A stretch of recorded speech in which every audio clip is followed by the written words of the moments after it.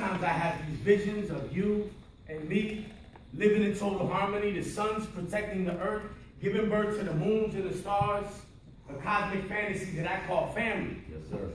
But I feel the pain of reality infiltrate my dome piece, and it causes me to strain, and I try to maintain, but I'm telling you, it's ill when you're trying to fill the needs of your seeds with no outlet for creative mental strategies.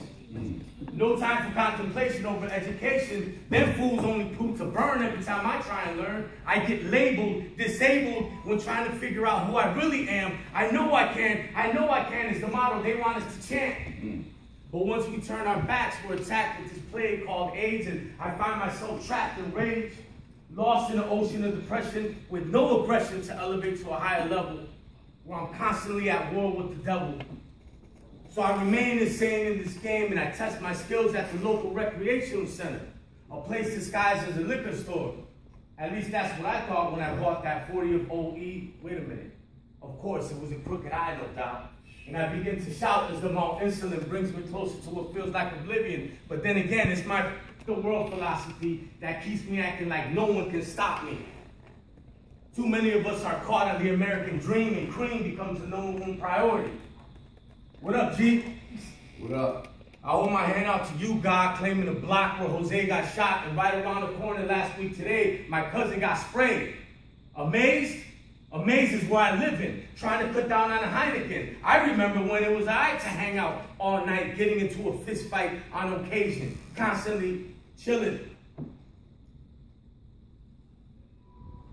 Let's talk about fertility at a young age, making it to the stage, reciting passages from a Shakespearean play or Spanish-speaking scientists inventing with ease, concocting formulas to battle diseases. It pleases me to think that this can happen, like a dark-skinned sister from Manhattan who could have mad politicians in fear when they come near her realm, overwhelmed by her desire to succeed, to become the first woman to claim presidency.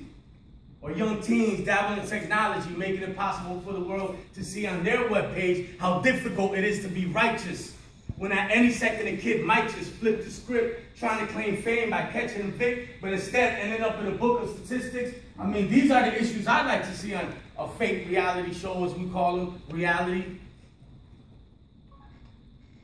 So I'm walking down the street and I can see these brothers approaching me. One of them was fatigued down in army gear, and up from the rear I felt cold steel pressed up against my ear. And frozen was my reaction. I could feel the traction of my boots cling onto the wet surface, and the kid looked nervous. "Who you down with?" he asked. And I gasped. I wanted to let him in on what I was thinking about, building instead of destroying, teaching our boys and supporting our women. Given the fact that we could have unity, we could be legends releasing tensions without weapons, owning corporations, running nations. My heart was beating out of place when I heard a click. Boom! And that was it. I was hit. And I fell down to my knees, too stunned to plead, and I could feel the blood trickle down my sleeves. And you know what? The kids ran, realizing that I wasn't their man. Damn. What's being done? When will brothers and sisters be able to roam and come and go without getting filled with bullet holes? My heart was beating out of place.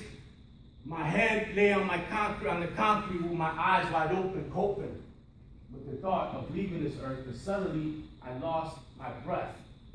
And the sounds of death just echoed throughout the projects that night. And the next day, the media just pimps the story, selling it to the highest trick who believes that we all ain't shh. What's going on, y'all? My name is Carlos.